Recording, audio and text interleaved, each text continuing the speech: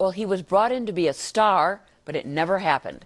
And Sunday, the Cubs' $30 million man, Milton Bradley, was suspended for the rest of the season. The man who wrote his contract last summer, general manager Jim Hendry, says when Bradley dissed the Cubs organization and the Cubs fans, his behavior became too much to tolerate. But Bradley has complained of having to contend with racist remarks from fans and being hounded by the Chicago media. Was his suspension fair?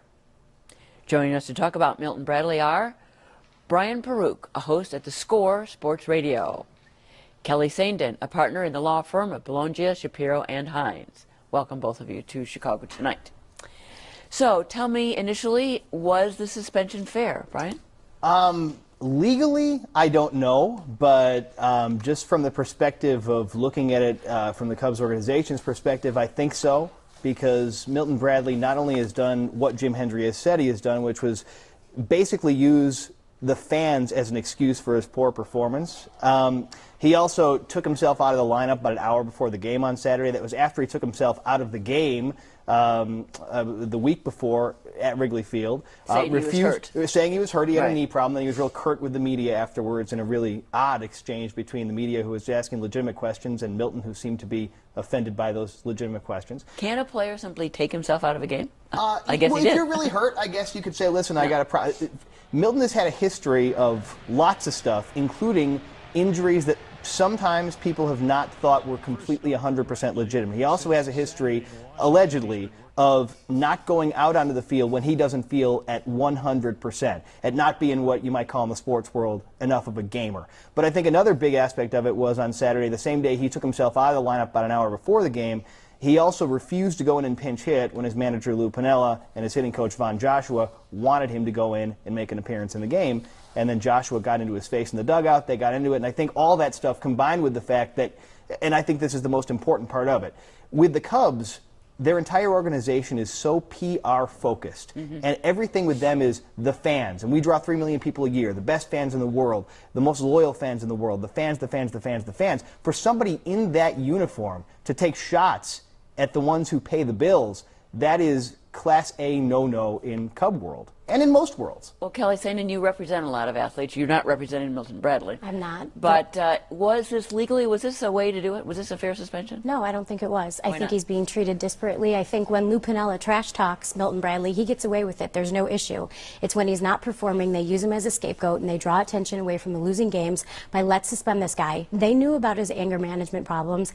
They knew about the issues when they signed him, and now that they've got this big paycheck to write, they haven't said whether the suspension is paid or unpaid. They're just saying, take a step back. And you're right, it is a PR machine. They are absolutely looking to divert the fact that it's a losing season and put it all on him. Maybe they shouldn't have acquired him. Maybe it's not a good fit, but it's not a fair suspension. But you talk about problems with your teammates, which he obviously has, and if you read the comments to a man, his teammates said, we support the suspension. This guy has gone out of his way to make himself unhappy, to find demons where there aren't any. Didn't he say in the middle of the season he felt isolated? He felt isolated, and there were other guys who said, listen, we're open to it. He doesn't want to talk to us. And it's a relationship I've never seen publicly displayed by really anybody and their team. You know, it happens in sports, but to him it just seems to happen with an extreme. And you know, as everybody knows, it's happened everywhere he's gone. It's just amazing to me, whether the suspension is justified or not. It's almost like you couldn't have written this to go so according to what the Milton Bradley script is supposed to be. I mean, right away early in the season, he's missing games because of injury. Okay, well, you can live with that because, you know, that's fine. He gets into a fight with an umpire, or an argument with an umpire, gets suspended almost right away. Then he's not talking to the media. This is all in the first couple of months. But on the other hand, he did show up at the games. I mean, he did fulfill his terms of the contract. Is that what you're saying? Absolutely. I'm saying he did his job. And it's interesting because you're bringing up all these other points to talk about the suspension, and that is not what he's being suspended for. But really, it is. Well, what is he being suspended for, in your What opinion? they're saying is that it's conduct unbecoming, basically. It's detrimental comments about the team. Well, isn't it detrimental to kind of diss the team? It is detrimental, but it has to be even-handed. How is it fair when he's the only player that's being singled out?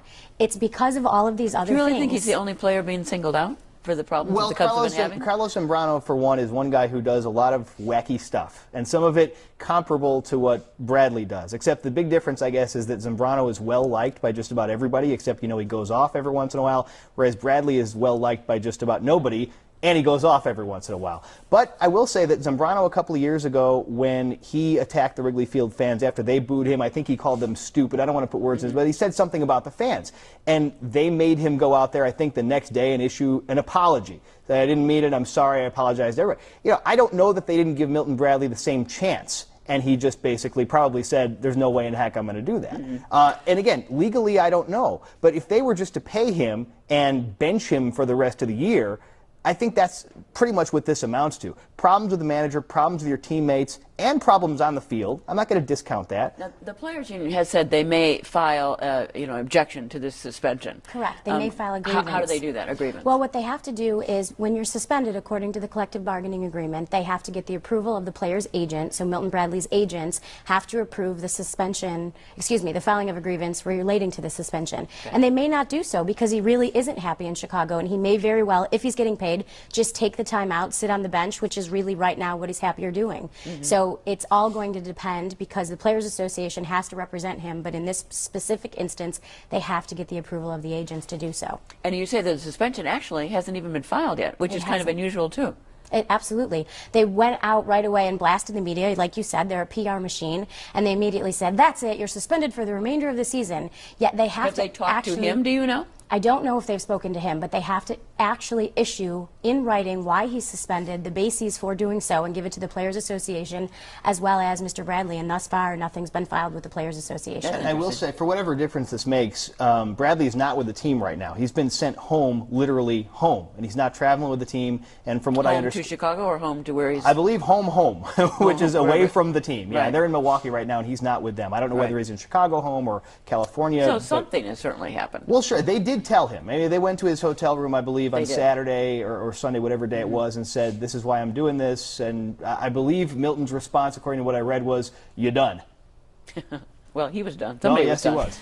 But, you know, one of the things Milton Bradley has said throughout the season, to some extent, is that he's been subject to racist comments, particularly by fans in the stands. This is a pretty serious allegation, although apparently he's never actually backed it up with specific examples. Is that what you understand? That's exactly what I understand. And I'm not going to sit here, as a lot of people have, because I can't believe that there would be people yelling racist taunts in 2009 in front of 41,000 strangers. I just can't believe that myself. But I've been told by callers on the air, I'm naive, I'm crazy, yes, it happens. So I'm not going to sit here and say that I know what one of 41,000, or for that matter, one of 3 million people might or might not have said to Milton Bradley. But based on his history, and based on the fact that he always seems to find problems just about everywhere, and seems to have a real problem handling being under any kind of a microscope, it seems to me that maybe, even if there are one or two nutcases which there's no justification for it out there, you have to put up with at least a little bit of something when you're in the spotlight the way a Chicago Cubs player is. And he's obviously not ready to do that. But he's not the first person to say that, there have been racist accusations thrown against him. Even Dusty Baker apparently said had talked about the hate mail he'd received, although he never really went after anybody for it. As you say, he ignored it, which is what most of the other players have done when this has happened. I mean, I don't think it's unusual to say it could have happened. Right. No, I think it's impossible to say. Yeah. No, I think it's impossible when you're in the world, when you're in a place where there's so much attention focused on you. You know there are idiots out there, and once in a while they're going to come to the surface. And I'm not justifying that in any way, shape, or form. But I think when you're a professional athlete and you're getting paid $30 million over 3 years, you have to have a little thicker skin and know that these people are idiots. I don't think. Well, why do you think this player, who had $30 million, who was supposed to be such a great player, who was clearly wanted in Chicago, why was he so miserable? Well, I think he had a bad year. I think that his game wasn't jiving, and he was off, and that he didn't find his niche. Maybe he didn't get coddled enough. He is known to be a little bit of a prima donna. Maybe he didn't find what he was looking for and hit his stride professionally to justify the salary. He's not good under scrutiny, but that is something that you do have to live with as an athlete, but I absolutely disagree that you have to have a thicker skin or put up with racist comments. You're right. It's 2009, and if you voice this, and you're not the only person voicing it, if another African-American athlete said it on the Cubs team and they didn't have these performance issues or these behavioral problems, we would believe it without hesitation. There's always issues with fans, and I agree to a certain extent that he has to live with the environment as it is, but I don't think that he was completely unjustified in saying that it's not a positive environment. And these things do happen. And if he talks about it and he asks for a specific example, his answer was, people don't believe racism exists in America. We all know that's not true. Well, that still didn't provide an example, though. And so you have to wonder if it's just not him. Again, I can't say whether it happened or didn't. There are no other witnesses to this as far as I know, and there must have been thousands of people within earshot of this thing if it supposedly has happened. He hasn't provided examples, and I'm just wondering if he's not reading people's minds, and this is what he thinks they're going after him for, and I don't know if there's a way to know that. There's also the question of whether or not Jim Hendry should have paid $30 million for this player in the first place. Right, and that's not even a question anymore. Obviously the answer, and the first guy in line to tell you that he shouldn't have, would be Jim Hendry. And the second would probably be Lou Piniella. The third would probably be Milton Bradley. Well, how much trouble does this put Jim Hendry in? Probably not enough trouble to cost him his job. You know, with the new ownership coming in, I think they'll probably keep him around for. He's got a ownership. Do you think about this deal? Well, there's nothing they can do about it. They're going to have to try to trade him, which he's got 2 more years at $21 million, and that's almost an untradeable contract for the production this guy brings or has brought this year. But you add all the personality stuff on top of it, almost impossible. Now, maybe you can take somebody else's bad contract for it and exchange it that way. Maybe you can pay the lion's share of the money. So if you're saying Cubs. there's going to be no way to get rid of him? You think there's no way to get rid of this guy? I disagree. I think they can dump him. I mean, there was all the scandal after Michael Vick was released from prison. Can anyone take him? Would anyone touch him? Of course they will. He's a talented athlete. Milton Bradley is a talented athlete. A couple years ago, on top of his game, he needs to hit his stride again. This is not the place to do it. They might take a hit financially. He needs to get out of here. He wants to get out of here, and they don't want to be associated with him. So I think they'll figure out a way creatively to get rid of him. If you pay almost all of the money, then somebody probably will take him off your hands. But even that is going to be a tough sell at this point. And it's certainly a tough hit for the Cubs. Yes. Agreed. $21 million for nothing? Yeah. Okay. My many thanks to Brian Peruk and Kelly Saindon. Thank you.